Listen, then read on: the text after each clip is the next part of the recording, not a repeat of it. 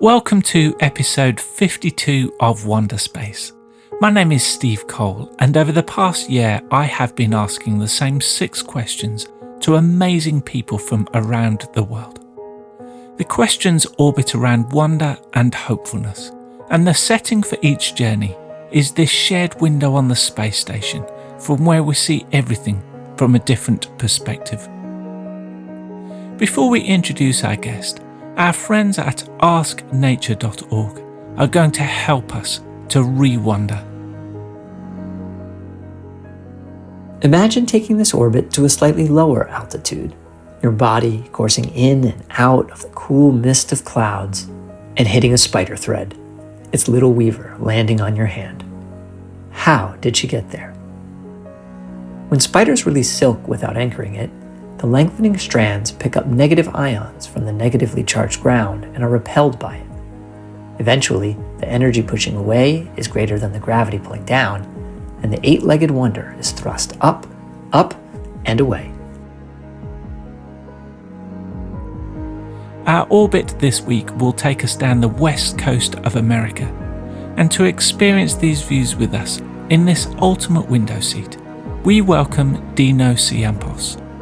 Dino is an Associate Creative Director at Apple in California and was nominated by our 14th guest on Wonderspace, Chidi Achara.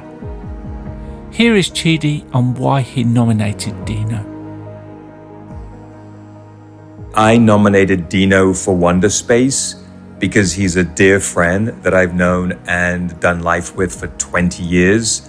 And he has this exceptional combination of incredible creativity, character, humility, and empathy, which from my experience is very rare to find.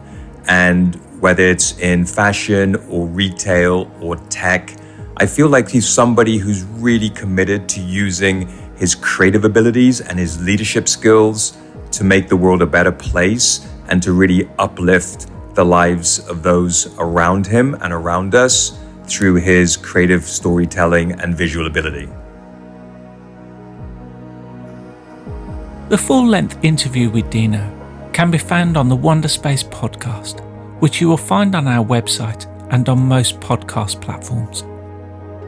For this shortened video orbit, Dino answers 2 of our 6 questions and starts by giving us a glimpse into his life story so far.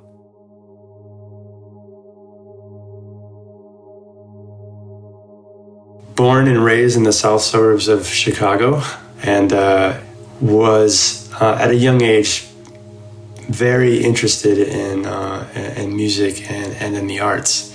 That was my escape, my go-to.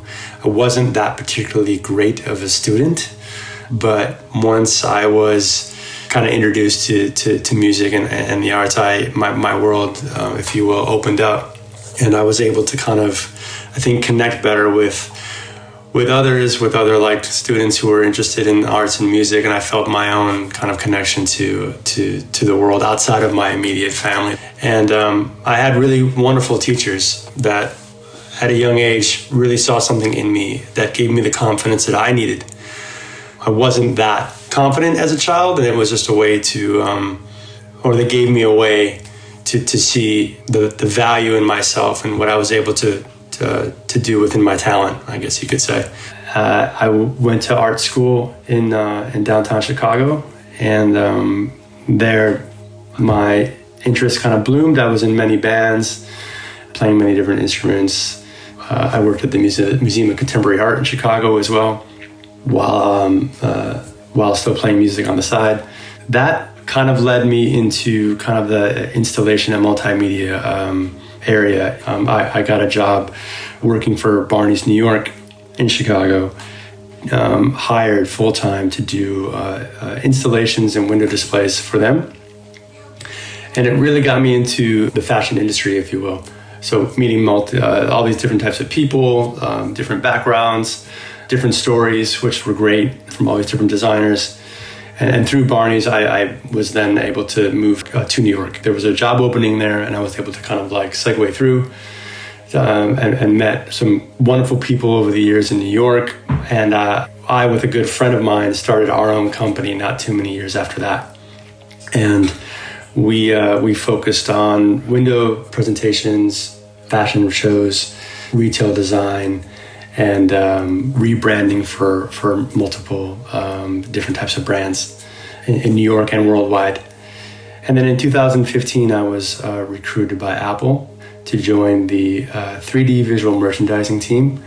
It was around the time of the Apple Watch launch, and there was a big push and all these new teams being created. And I was hired, moved out to California, and I'm now an associate creative director with a focus on leading and managing the Windows team and interior storytelling.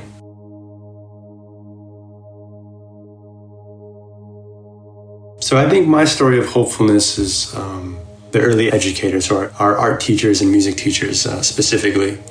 Here in the States, the funding for art programs and music programs have fallen kind of on the wayside.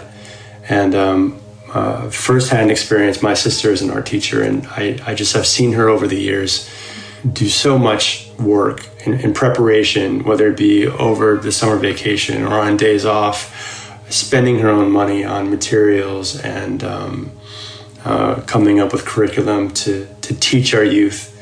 And it's super, super important that we find ways to fund and support the arts for young people, and music funding as well. The ability to extract that kind of talent from young children, or the ability to even just have them view the world in a different way through arts and music, I think is super vital, very important, and I think builds a more holistic and whole person.